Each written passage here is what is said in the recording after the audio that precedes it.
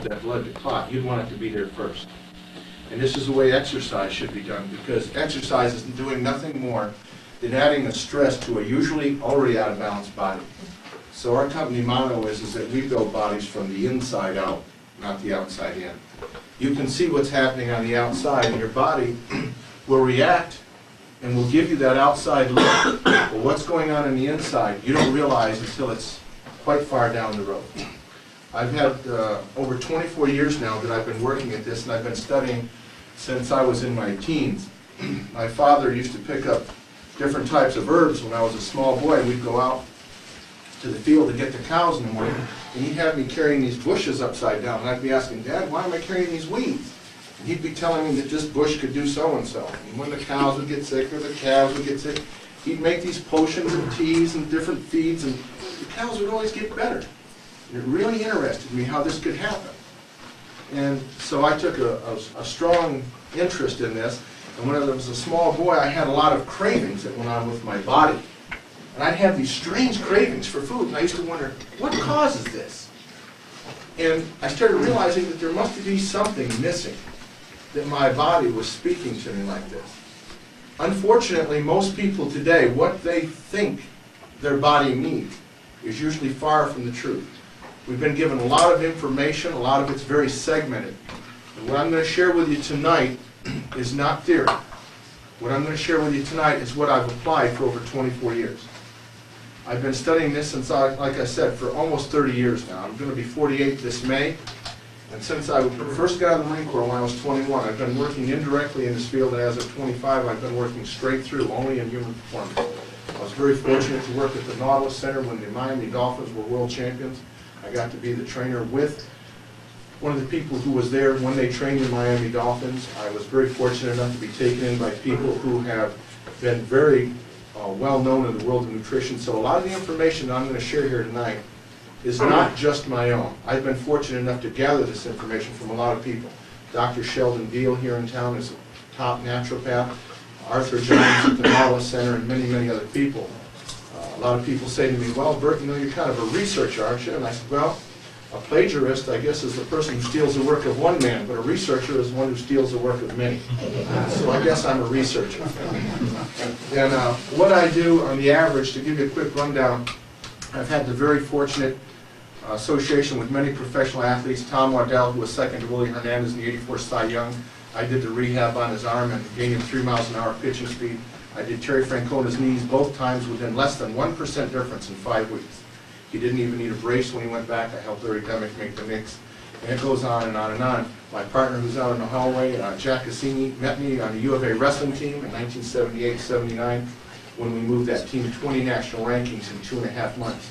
Wrestlers, as you know, is a good example of an athlete who will do anything they can to drop weight, but don't keep their weight where they need to up until the moment they need to do something. So they use all kinds of radical methods to drop this weight. So some of the things that I'm going to share with you tonight are going to sound quite different. And I'm going to encourage questions. I want to be able to take your questions, and I hope that I can answer them successfully for you.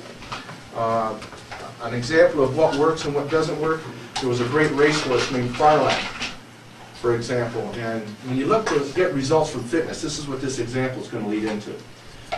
Farlap was the greatest racehorse in the history of all time. He won every race he was ever put into. The man who raised him had over 500 horses bred just like him. Never had one other winner. There's a man in Kentucky every year who races 3 to 4 of the top 10 every year conditioning them. Now who would you want to condition your racehorse?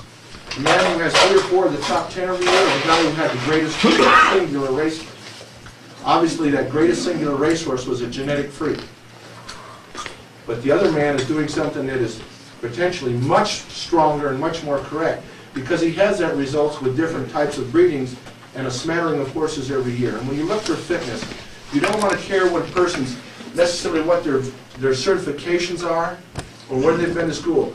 Whenever you look into a fitness program or anything to do with your health, get verified results from people. Get people who have done it across the board and have got those proven results. And that's what the example is going to be here tonight. What I'm going to get into first is the basic concept of health. It's balance. You must have balance in all things. There's no singular way to do anything except with balance of all factors. The three major factors within this balance are nutrition, which is your #1 component. It's like the basic center point of your balance beam, the pivot point, that nutrition is everything. And nutrition and the nutrients that you take in must assimilate. You can eat a lot of foods, you can take a lot of multiple vitamins, but it doesn't mean it assimilates. If it does not assimilate, all the nutrition in the world is nothing. You can take a multiple vitamin that might have 75 milligrams of something and only absorb 3. You might take another one that only has 10 and absorb it all. And I'll get into some of these things as we get into the nutritional part tonight. The other part is rest. Rest is made up of several components that we'll get into, and this is for recovery time, time to facilitate change within the body, repair, processing. And exercise is stress. Okay? This is the least important part of your health program is exercise. Least important. Okay? Exercise is adding stress. But if you'll balance exercise, nutrition, and rest, what you're going to end up with is results. Remember this, that the repair or the recovery of the body is more important than the stress. Stress is only something you're going to facilitate to cause a change, hopefully in a beneficial manner. So you want to go from that angle. Over here on this chart, I get into some of those factors. If that falls, okay, I'll just kind of pull that off if I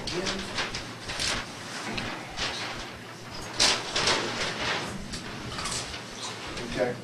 Nutrition is made up of several components: oxygen, water, vitamins, minerals, fats, carbohydrates, and proteins. And we're going to go into a little bit of that as when we do get down to the nutritional part. The exercise part that we just talked about is stimulus. When you cause this stimulus to the body, there are two ways to cause it. You can cause enough stimulus to maintain the existing level you're at. If you've gotten in shape, you want to stay where you're at, and you're happy with that, you can use it just enough to maintain. And there's a way to exactly measure that, and we'll get into that. Or you can have that stimulus to the point of an advancement, to cause a physical change. But remember, it is stress. Okay? You may not see it on the outside, but you felt it. And it's just the same as if you were to take a fingernail and run it down your arm and take the skin off, except it's done on the inside where you don't see that stress. There's other types of stress that are very important to consider. Environmental stress. The weather conditions that you live in, pollution factors, the drinking water that you have, and so on. Emotional factors. A lot of people are not aware of the emotional stress and its potential to cause illness in an individual. As one example, just to cite it real quickly, they found that people who go through a major emotional stress, such as the death of a loved one, financial stress, that those individuals contract a terminal disease within a 2-year period at 7 to 9 times the greater rate than those who do not suffer in a major emotional stress, the loss of a child, etc. The thymus, which is the head of your immune system, that thymus gland inside your body, can reduce itself to 50% of its original size, of its healthful size, in 24 hours under emotional stress. In 24 hours. And then, of course, there's the physical stress, whether it be the work that you do or the exercise. And in order to advance yourself with this stimulus, other than just maintain, you must exceed existing levels of where you are at. You can't go in and just expect to get something out of exercise by just working within your comfort zone. And we'll present that in a minute. On the time, or the rest factor, there's several factors there that must be considered. You have to have enough time to accumulate enough nutrition. If you're getting your nutrition from your food, you may not, according to the amount of stress that you've received, be able to receive adequate nutrition into the body within a certain period of time to facilitate the change or the repair. Then you need time to process that nutrition once you bring it in, and then you have to have time to let it be utilized by the body, put it into place, repair those tissues, and to bring those reserves back up to par. So, the recovery, which is the most important part that you're interested in, if you're going to have any change in your body that's going to be noticeable or advancing, it's going to have to come more on the nutrition and the time side. And that's what's going to cause recovery or repair within your body. It must be present prior to the stimulus or the stress you're going to add. You do not eat, as is commonly thought, after you work out and go, yeah, I had my protein for that workout. Forget it. That had nothing to do with it. Okay? That has nothing to do with it. All those things must have been present in your body prior to. Again, are you going to cut yourself today and then eat the food tomorrow to clot the blood? Okay? It's the same thing within your body.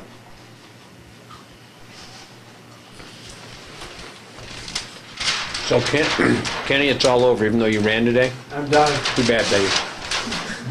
By the way, I pushed that level. Did you see it? Yeah. Let me ask, you say you Yes, sir. always should eat before you exercise. Yes, you should, but what you eat and how close you eat is important. Ideally, you do want to have some type of energy input, and the type of that energy is very important in what type it is. About an hour prior to exercise, 32 minutes to an hour. Anything closer than that can cause the body to slow down somewhat because of the blood that is needed in the digestive area, which will be taken from the rest of the body. Let's talk about proper exercise first as one of the components. Did that answer your question? Yes. Yes, sir. Efficient exercise. Let's look at that first of all. What is proper exercise? First of all, it ought to be efficient, time-wise. Most people today do not want to spend their lifetime in the gym, but they want the benefits. In bodybuilding, I won my titles on an hour and a half a week of training.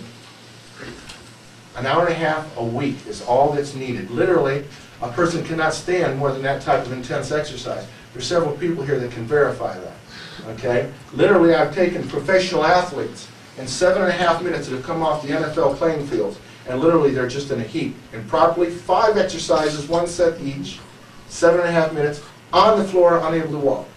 Unable to walk for 1 week after 7.5 minutes of proper exercise.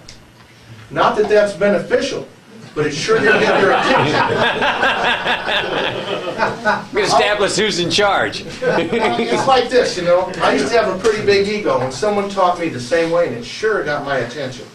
I always like that saying, there's one thing worse. There's only one thing worse than being thrashed by an old man. I told people, a little old man, me. And literally, it showed them. There's a lot of these guys that think, well, I need that much exercise. It's easy to go in the gym and live there like most bodybuilders and do a lot of work. But Arthur Jones, who invented the Nautilus, and literally that man has got more common sense in the field of exercise than most men will have in their whole lifetime. And literally, he definitely needs to receive his dues. He just invented a new type of equipment that makes Nautilus totally obsolete. But Arthur said it the best of anyone I'd ever heard put it. He said, you can exercise hard, or you can exercise long. But you won't exercise very hard, very long. And literally, that's where it comes from. Quality versus quantity. The effect is what you're after, isn't it? So if you have efficient exercise, it's going to be very little time, and it's going to get you some results. That's what you're after.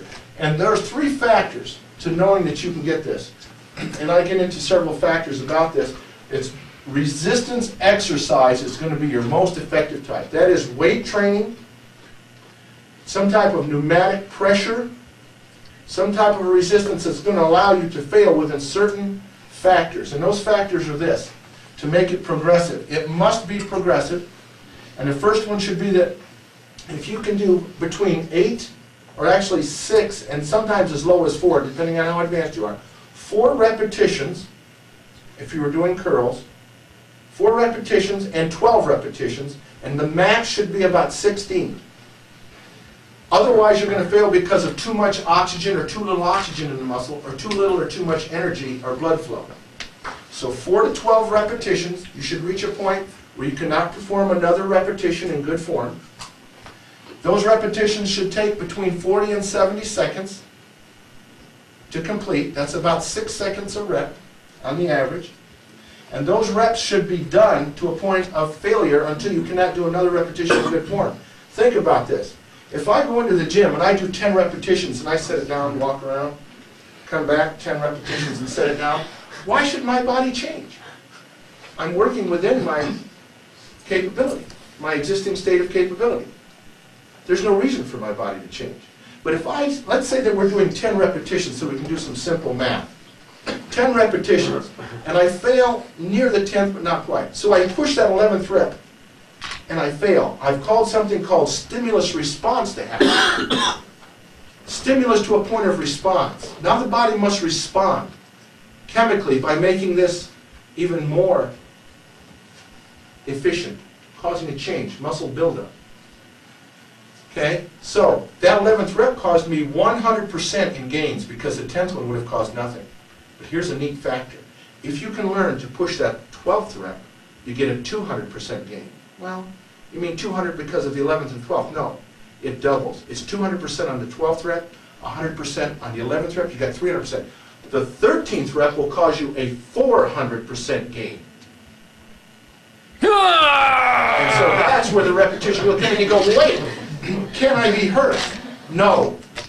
Your muscles are getting fatigued. You're going to a point closer to failure. You can't produce as much power. You're not going to injure yourself. What you're feeling is an increased amount of blood flow and nerve pressure from that increased blood flow. And literally, you can't produce as much power. You're literally getting safer and safer into the exercise. Unless you don't have a spot. Well, no, and this is where machines are way more efficient than any barbell will ever be.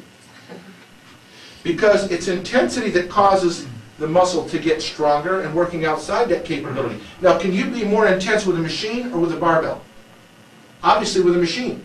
Because you cannot get out of shape as easily, and you continue to push in partial reps and be able to set the weight down or the resistance arm down and walk away. Machines are always more efficient. Man doesn't use his intelligence always in all fields. A lot of the bodybuilders think, oh no, barbell's better. You know, again, you wouldn't want to ask a horse how he got to be the best horse in the race, right? You want to ask his trainer. Now, let's talk about doing that second set. Let's talk about doing that second set. Well, if one set did good, second set ought to do better. Let's look at some factors. In 3 seconds of resting on a repetition, I'll be working Jamie out or Fred. I used to have Fred doing lots of dances, didn't I, Fred? And Jamie's done a few himself, but he doesn't like to dance that much. So we're doing these repetitions, and all of a sudden I stop for 3 seconds in between my reps. 1, 2, 3, and I start going again. Forget it. Forget it. Your muscle recovered 50% of its original strength in 3 seconds. In 20 seconds to 30 seconds, it recovers 70% of its original strength. And in 60 seconds, it recovers 90%. So in other words, you could keep doing one set after another as long as you take a break. It doesn't mean that you're going to get more benefit. It means you've caused less stimulus because you stopped. And you're only going to overdraw the body by having it to react more and more to tissues that are not going any deeper into the muscle tissue than it should have. It's how far you push the muscle, not how many sets you do. If it were true, here's a real simple example, and you be the judge. Take a look at a block layer. He does more work than a bodybuilder. Why isn't he bigger? Because he does it and he stops. He does it and he stops. He does it and he stops. And he goes and gets it and stops. Or another example, let's look at the sprinter and the distance runner. Marathon runner can't work very intense, but he'll go all day. They're addicted. It doesn't mean they're in good shape. It means they're addicted to exercise. Okay? And literally, if you look at the sprinter, he does that intense work in just a few minutes and can't do it very many times. And look at his legs. And I'll go into one other example. Predators are the strongest animals on the face of the earth, not vegetarian animals, not herbivores. Carnivores. If a carnivore does not make his kill and does not put out maximum effort, they seldom get 2 tries, and they die. But when they do, they've worked very intense for less than 3 minutes, and they lay around all that next 4 to 5 days eating and resting. Pound for pound, the strongest animals on the face of the earth are predators. They say that if a weasel or a shrew were the size of a house cat, man would not be safe in the woods. That's how predators are much stronger pound for pound. And their work is very intense, yet very brief. So you don't want to overdraw the body. You see, the thing of it here is this. You only need a little bit of stimulus, but you need a lot of recovery. We've literally taken people who, Pete Shepley, who owns Precision Shooting Equipment over here, one of the largest bow companies in the world, we took his son, and in 10 weeks, I believe you were at the gym when I trained him, weren't you, Fred? In 10 weeks, he lost 40 pounds, 40 pounds, had never ridden a bike in his life more than 20 miles, and took 10th in the EL Tour. In 10 weeks of total training in his life, and lost 40 pounds. Okay? Quality versus quantity. Okay? Even in marathon running, et cetera, no one should ever train beyond 80% one time within 10 days prior to a long distance event, and ideally never more than 70%. Some of my strongest athletes, and Fred experienced this, I believe, where we got down to like 5 exercises total for his whole body, maximum output. 7-8 minutes, you'd be on the floor, you couldn't keep going. Fred was real intense in the exercise. You all know that Fred's pretty directive when he wants to be. And I mean, we would work out like that, and his strength gains just got disproportionate. But it's not fun working out like that, nor do I recommend it for everyone. But if you'll make things progressive where they're fun for you, and you will chart them, you can find that you're going to have a lot more out of your exercise. Literally, Lifecycle also quoted that their research, 12 minutes, 3 days a week is what their advertisement was, to be in shape. You can take a Lifecycle or any other cardiovascular piece of equipment with proper training in 12 minutes, 3 days a week, lower your resting heart rate continually until you get down into the 30 to 40 beat range within a matter of just a few weeks to a month.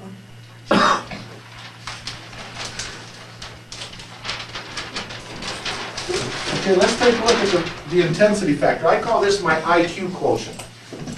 Okay? Intensity equals quality, or the IQ of your workout. Okay? The formula is this. Distance plus resistance, or meaning that the distance meaning the reps that you do. It's a set distance if you go full range. We know that that's always going to be the same distance. Plus resistance, the amount of weight that you use, divided by the total amount of time it takes you to move it, equals the intensity or the quality of your workout. That means if we do, as this example shows, more repetitions with the same weight in the same time, we've got more results. If we have more reps plus more weight in the same time, we have even more results. If we have more reps with more weight in less total time, we've got a maximally intense workout, or maximum quality workout. And that equals maximum intensity or even greater results. And it gets disproportionate. Yes? When I was doing physical therapy, they were always, you know, when I was doing the little quad things, I don't know what that machine's The called. leg extensions? Yeah, leg extensions. And they were constantly saying, slow down, you want to go up really slow and down really slow. So that seems to contradict what you're saying. Okay, let me reiterate that. Now, there are factors. Now, I could not tonight, in all justice, do even part to what I could do in exercise. That needs about a 4 to 6 hour minimum lecture. But let me try to make that clear. When you're doing rehabilitation and you've had an injury, explosive power, a sharp nerve response can cause the weight to move too fast with inertia on the end, causing it to bounce, which can cause that sudden bounce at the end to cause a tear, a pull, which you wouldn't want during that. But the amount of total time that you worked out should be measured against how much weight you move through that range of movement in a given period of time. So as long as you're healthy, you should be able to go fast. No, your weight, let me make that clear. You should be able to, if you push as hard as you can, be able to complete a rep on the positive part, the lifting part, in 2 seconds. That's the fast one. Right. The fast The part. resistance is slow. But then you want a resistance, and it's called resistance training, not weight dropping. Okay? Slow, Jamie, slow. You know, I always tell people, savor it, savor it. And literally, that's the most painful part. When you do that repetition, you're feeling that blood be forced into that muscle with an increased oxygen. And then that's going to cause pressure inside. It's going to put pressure on the nerve and cause you to feel more pain. But the minute you start to do the negative, if you'll clear your head and relax, you're 40% stronger releasing a contraction once you've made it. Then you can resist up to 40% more weight, lowering the weight. So you do want to resist it on and down. It's called progressive resistance training. Literally, the most effective part of any exercise is the lowering, not the raising. Did you have a question? Yeah, if you don't mind. No, go ahead, please. So I can be clear on this. Say you keep doing this, so I'm going to do it too, okay? Okay. You're doing a repetition, and you can do it in 70 seconds, and you can do 50 of them. Obviously, you're not doing enough weight. Is that what you're telling me? Exactly. You want a resistance that's going to cause you to fail between 4 and 12. Ideally, Okay. ideally 8 and 16 for women is a great number of, good range of, number So of those reps. little 3-pounders aren't really doing me any good, huh? No, let me tell you something, you can stand there and do it all day, and you can forget it. Now, it's better than nothing, don't get me wrong. It's like aerobics. Now, let me share this with you. There's fun exercise and there's effective exercise. They usually don't coincide. I call aerobics genuine, artificial imitation exercise.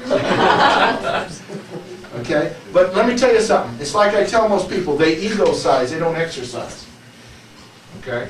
Ego size, not exercise. More so men, huh? More so, man, I'd probably say that that's true, but, you know, I find that women are addicted because of the endorphins to lots of cardio and work, which is doing them literally. We're going to get into the time factor and how that works. It's more fun for women. They like that endorphin rush, where men want to feel the pump. And now there's 3 factors I want to bring up here that I feel are very important in fitness. There's 3 things that I never deal with when dealing with a client. Okay? I think, because that stinks. What people think usually stinks. What I feel. Who cares what we feel? That could get a lot of people in trouble. Okay? And I believe that has nothing to do with reality either. It has to do with your perceptions. So usually I think, I feel, and I believe aren't factual. Many times they are not factual. When who says it? When I say it? Anyone says it. Okay. When people say those 3 things, you need to clarify that with someone and see where it's coming from. I think, I feel, or I believe. Okay? Please, as we have questions, bring them up. I'm more than glad to answer them. Let's take a look at 3 factors that are of great concern today. Tone, endurance, and strength. Tone, endurance, and strength. Oh, I want to be more toned. Oh, really? No, I want to be stronger. Oh, no, I just want endurance. Okay, what is the difference?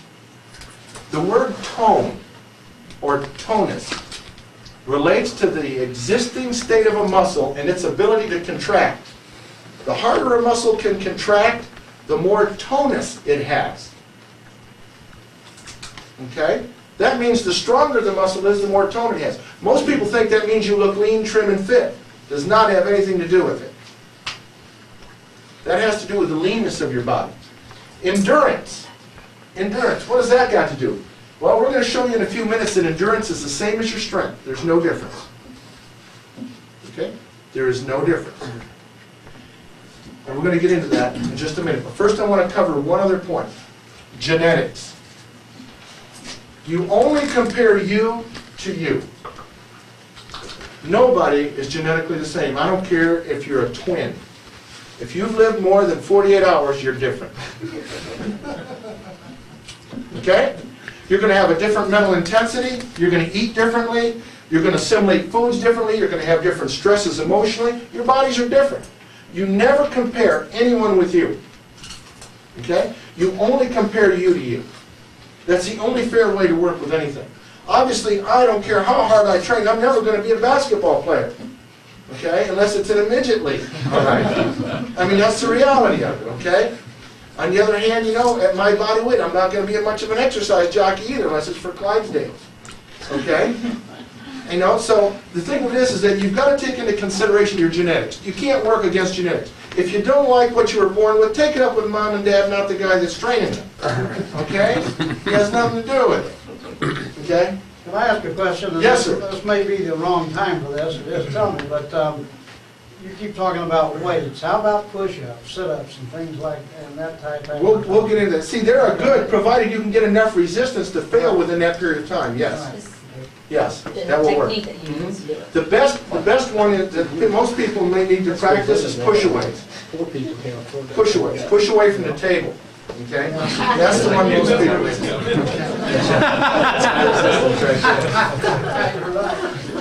Size-wise. Let's talk about size-wise. Let's start to be size-wise. I have women, the majority of my clientele are women. About 60-40%. Okay? They'll say, I have one person in here in particular that came to me and said, oh, I want to be stronger, but I don't want to get bigger. And I get bigger. And I said, well, if you're not talking like this and got a lot of facial hair, male pattern baldness, I don't think you're going to get larger. Okay, I have worked in 24 years and over I've been responsible for over 200,000 sessions between my trainers and myself that I've handwritten the programs. I've only had 2 women in that whole time that put on any kind of muscular size. One had come off of extensive hormone therapy from cancer, okay? And the other one, and tissue loss. And the other one was truly had a hormonal imbalance. And again, that was caused because of a chemical reaction that she had had and caused her body to become running at an improper balance. If you were to take 2 muscle cells, let's get these 2 points real clear now. That with men, they have a hormone called testosterone. Testosterone lends itself to muscular hypertrophy, meaning the muscle cell gets larger to the outside. It is a masculinizing effect that is coming from a part of that hormone called an androgen, or androgenic, or masculinizing. Okay? Different types of steroids have different types of androgens in it. In bodybuilding, they use one type to just get their body repaired and another one to cause that repair to be more masculinizing.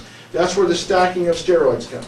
I've done many experimental programs under doctor supervision myself. I've weighed over 200 pounds at 5'3", at 3% body fat. Fred, I think, knew me at that time when I was competing. And I'm here to tell you that there's no benefit from it. There's only a loss. And believe me, I'm going to speak from experience. With the female, there's estrogen. That is another hormone. That lends itself to muscular density. Not larger hypertrophy, density. Okay? Now, a woman is going to store more body fat because of that estrogen, because of the reproductive factor. Okay? So, a woman is not going to get larger muscularly more than maybe 2 or 3 or 4% at the most. But as she makes that muscle denser, it's going to cost more on her metabolism, and she's going to lose body fat faster, provided her calories are kept at the same balance. So, men are going to get larger. Now, a lot of guys say, oh, I don't want to get that big. Well, let me tell you, don't worry, guys. It doesn't happen that easy. Believe me, it's painful just to get a little size. Literally, I could have won the Mr. Ethiopia and Mr. Anemia in the same night when I started this business. When I went into the Marine Corps and I was 18 years old, I weighed 132 pounds and wore a 34 t-shirt like a feed bag. Okay? And I've weighed up to 200. I currently weigh about 184 at 5'3". Okay? And that's at about 10%, maybe 11% body fat. I'm here to tell you, to get that muscular size, and the reason I've learned what I've learned is because I wanted to be a bodybuilder. Little did I know, the intelligence level was just above that of a plant in that sport.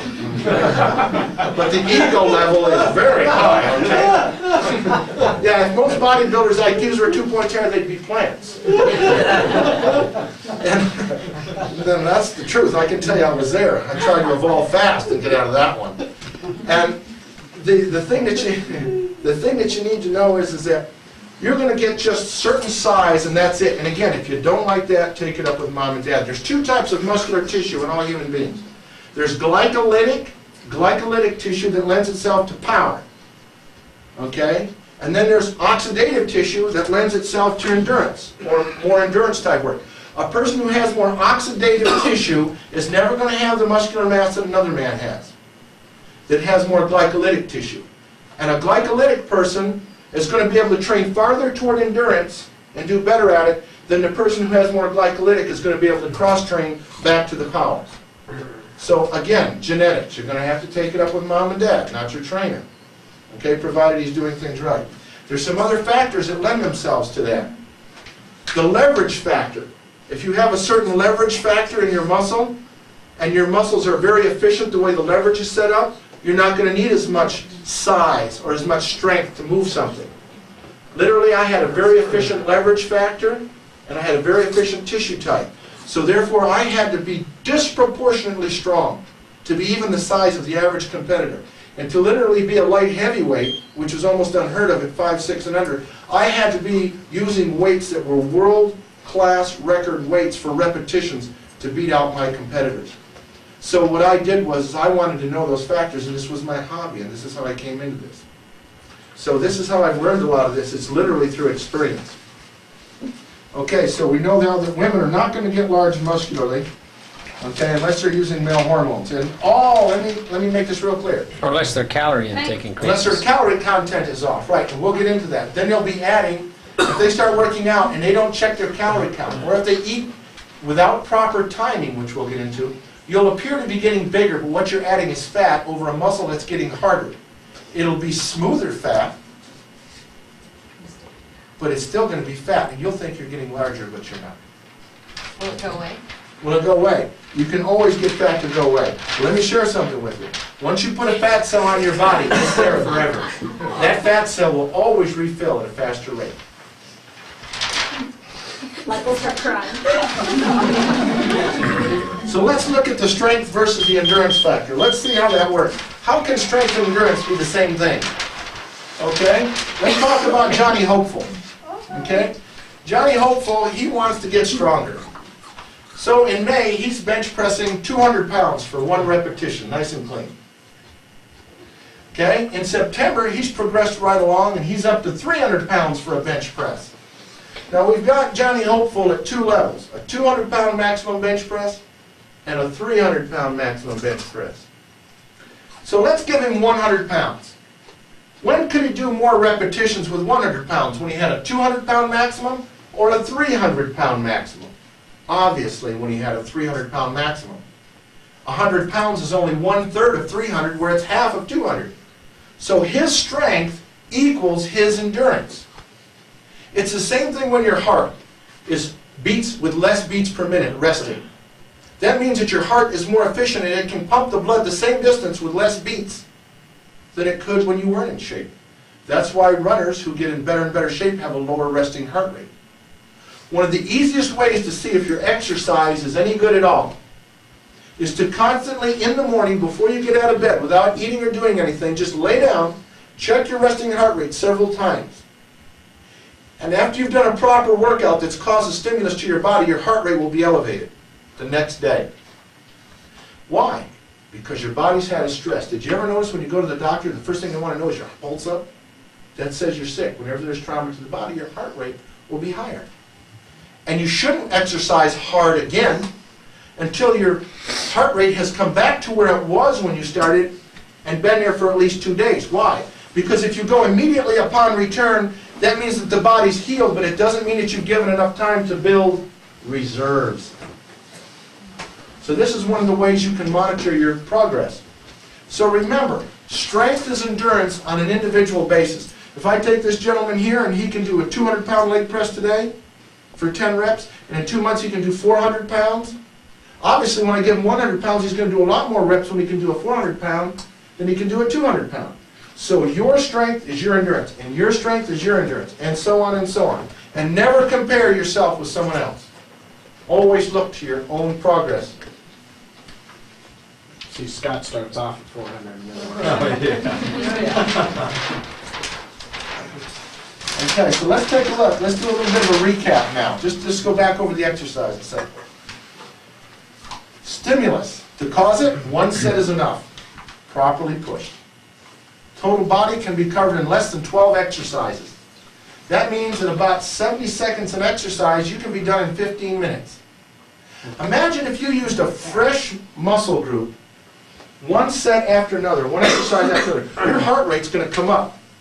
And your heart rate's going to be pumping the whole time.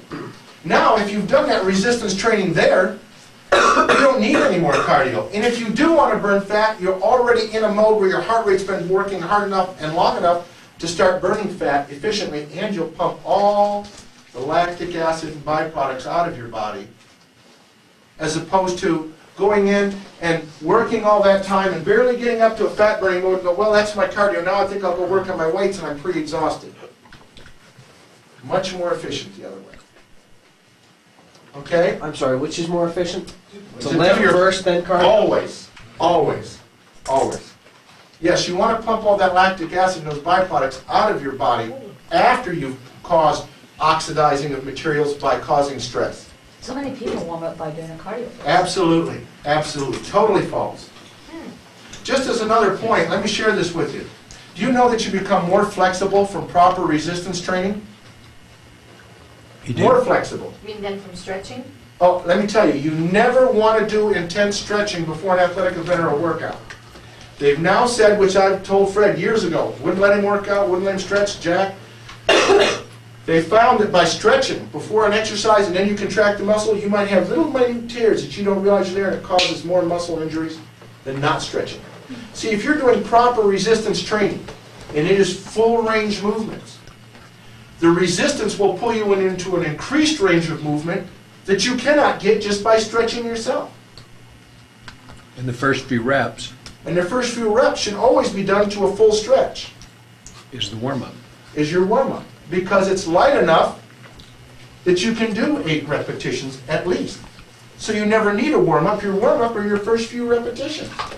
See, this is called low-force, high-intensity work. Low-force, high-intensity. All those years I was being lazy, I was doing all right. Literally, you hear what he said? Let me expound on that a second. Some of the most successful bodybuilders you'll ever see are the ones who come in once a week and work out like crazy and they skip. You ever notice some of these guys miss? Or how about this one? How many times have you been working out real regular and you just miss a day and you come back and you go, man, am I strong today? Hello? Hello? Maybe I got a little more recovery. Say, maybe that rest is important. You tried too much exercise. How many people have tried too much rest? Fred can tell you. How about it, Fred? When Fred used to say to me, I want to go hard more often, I want to go hard more often. And I mean, Fred pushed it. He was tough. No doubt about it. I didn't give him a choice. But anyway, literally, he found that the more we pushed him, right, Fred, the less strong he got. But when I talked Fred into waiting a whole week sometimes and doing light workouts in between that didn't push his body, he gained strength like crazy like that. And literally what we do to prove this, with our program, we take and do a body composition test with our clients every week to prove to you what's going on. And what I'm saying here, literally, if you'll have blood chemistry checked and you'll do the nutrition the way we say, your blood chemistry checks will improve. Now that says you're getting healthier from the inside out. Think about it. If your resting heart rate is getting lower, if your lean composition is coming up and your fat is going down, something's happening correctly. What do you mean your blood chemistry improves? Blood chemistry, in other words, the balance of the nutrients and processes within your system become more efficient. Cholesterol? Because everything else should stay about the same. Right. Well, I believe in eating a lot of protein. And if you'll read one of these articles that we have here from Houston, which was written in the paper, we've put people on as much as 2 to 3 pounds of raw meat a week and added a dozen eggs a week to their diet and dropped their cholesterol. But we'll get into that when we get to the nutrition. Nutrition is a big, big area of a lot of little bits of information that have been passed to people, and they haven't tied them together. So what we've tried to do at Performance Fitness Systems is to facilitate a program incorporating, shall we say, 2 or 3% more of maybe 10 different areas to help give a larger overall effect and still make it a livable program. Okay, so adequate nutrition, and then more advanced you are, remember this now, the more advanced you become, the more you draw off your recovery ability. Okay? That means if you're becoming more advanced and you're progressing and you're charting it, you need to have more rest, more nutrition in the right type.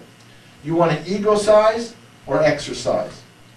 Okay? Results require facts, not theory.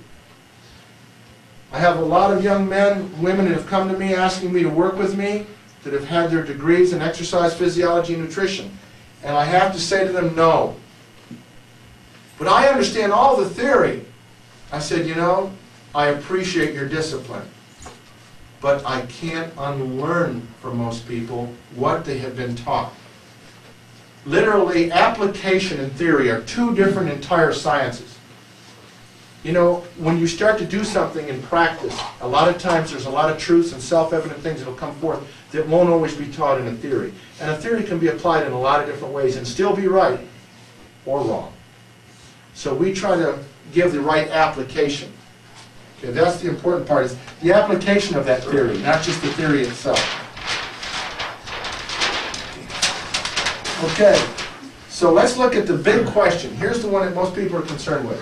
Fat burning and cardiovascular exercise. Wow. I'm burning lots of fat. I'm doing my cardiovascular work every day. What a waste of time.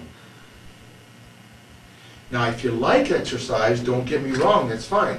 But if you have a job to keep up and you have things that are tight on your schedule and you want to get something done, you need to pay attention to this one if you've been trying to use cardiovascular exercise for fat burning. Cardiovascular exercise, in order to actually start burning the actual fat tissue on your body, to burn that fat, you have to have 20 plus minutes before it starts to take place of actually burning the fat off of your body. You have to have a certain heart rate for at least 20 minutes. Now, resistance exercise in 20 minutes, 3 days a week and not 6, can increase lean to the point of 2 pounds or more a week in the beginning. Now, I want to share something with you. 1 pound of added lean body tissue can burn 50 to 250 calories a day extra while you sleep. So, you can So my 6 exercise pounds, less and burn fat while you sleep. so my extra 6 pounds that I've added so far is burning an extra 300 calories minimum. A while I day, sleep. minimum, A without day. him even exercising with it. Then when he exercises with it, it goes way up. So that 300 calories a day times 12 to 14 days is giving him another pound 2 to 3 times a month. He's burning an extra 2 or 3 pounds of fat a month. And listen to this. He's stronger. He's more resistant to injury. He's firmer. He's more toned. Okay? Now, so we can increase lean body tissue. We can increase endurance. We can increase metabolism. We can increase your strength. And we can burn fat 24 hours a day, not just during the exercise. And it creates more benefit in less time.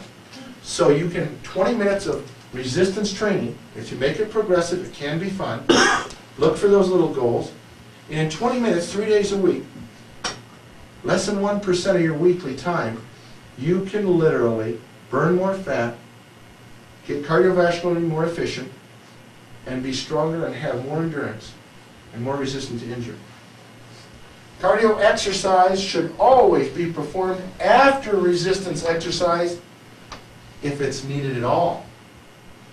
Literally, the wrestlers that I trained at the U of A, that Jack was a part of, never did any running more than 12 to 15 minutes just to pump out the lactic acid out of their system.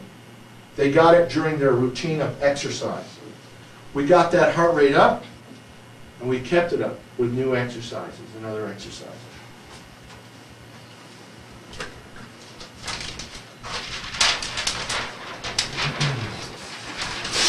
Now, I'm going to go into another part of nutrition. Shall we take a break for a few minutes? Yeah, a couple Just of a minute or minutes. two. Anybody have any questions, or you want to get up and stretch a minute before I go into the nutrition?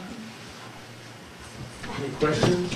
Oh, we just take a minute or two and, Okay.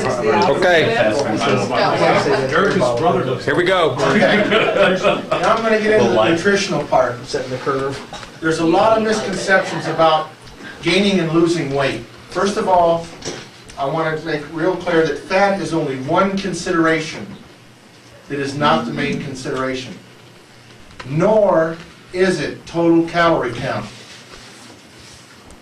Okay? There's another factor that is very important to calorie count, and that is the timing with which your food is consumed.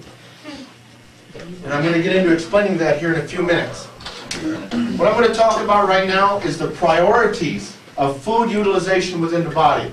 And if you have any questions here, please come forward with them, because I want you to try and get a hold of this concept. This is a crucial part of what we are teaching people and have been for over 20 years. The number one priority of every food that comes into your body is energy. Energy for heat to keep your body warm, movement so that you can move from point 1 to point 2, the brain process, fuel. Energy is the number one commitment to everything that's taken into your body. Before anything else is done, your body, because of survival, is going to take everything and use it for energy, and that's going to be met first. Number 2 is repair and revitalization of your body, so that you can continue to move, so that you continue to go, you can continue to process.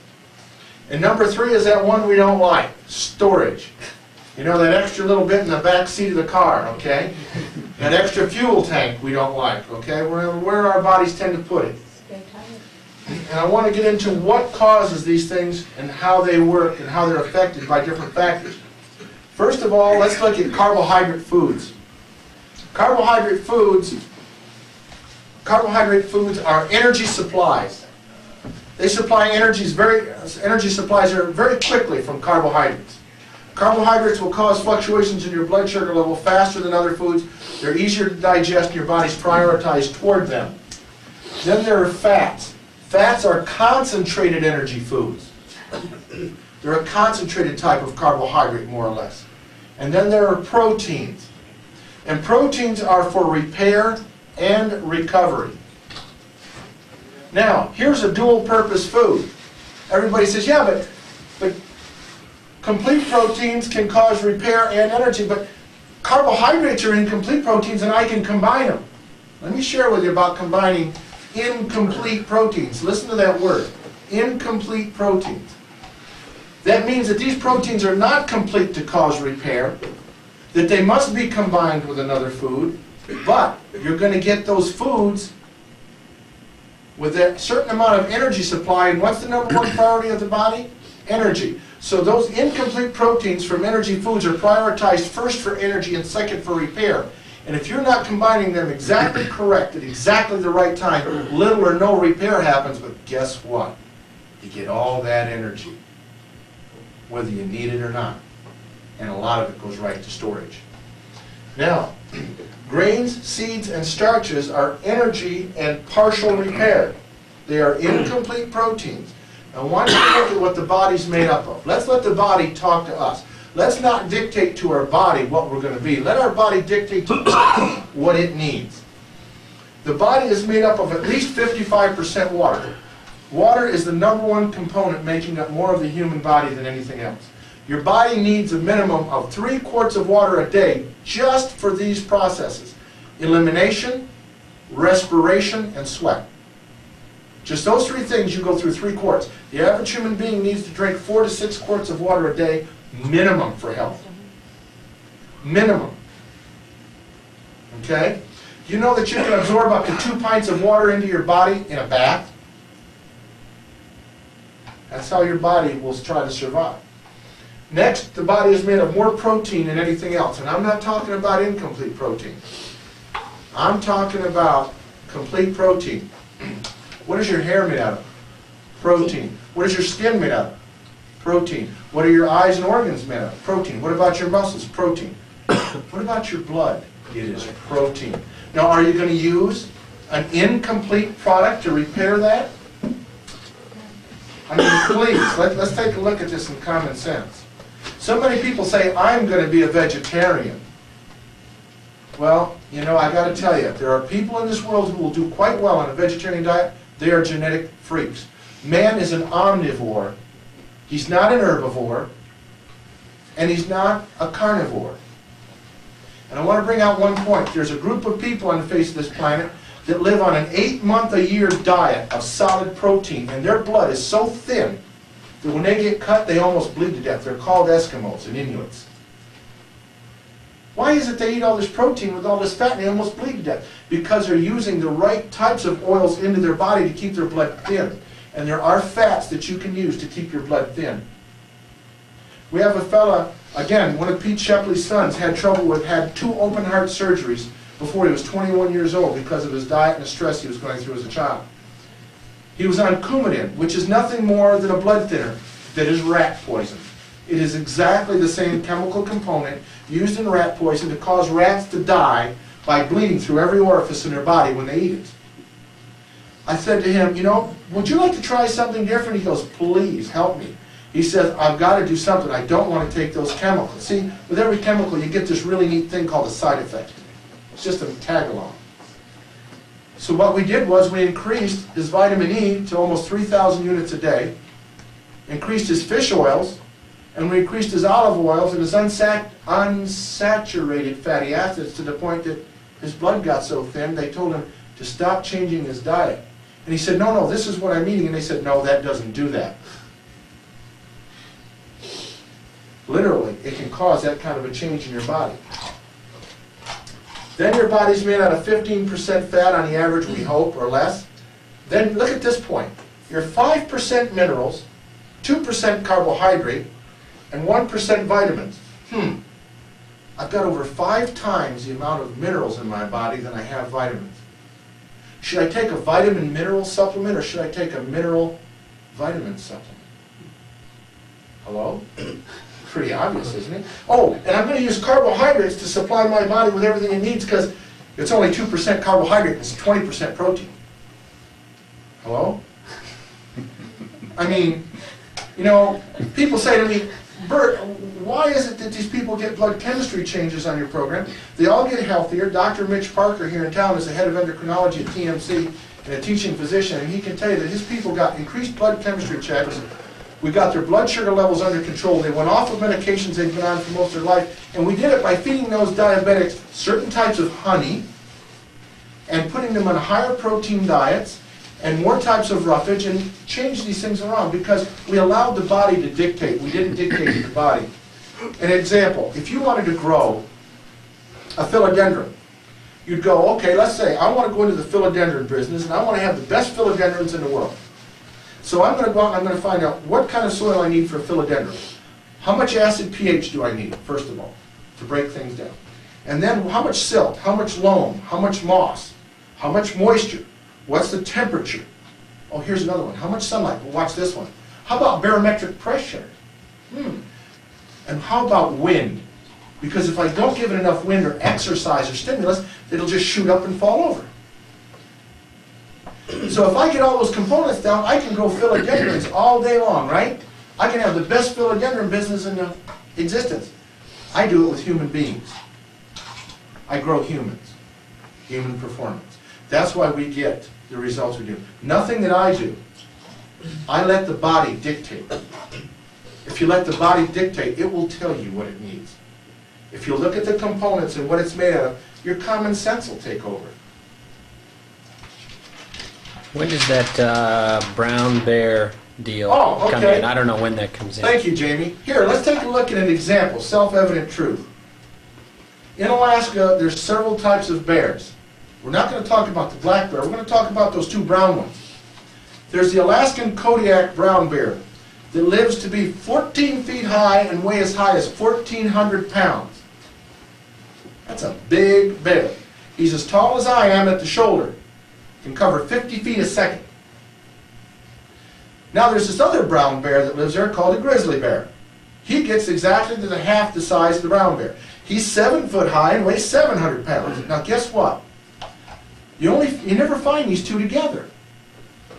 Because the brown bear lives on the seaward side of the mountains, and the grizzly bear lives on the landward side of the mountains. What's the differences in their diet? Salmon. Salmon go only up to the coastal mountains and are never found inside the coastal mountains. But guess what?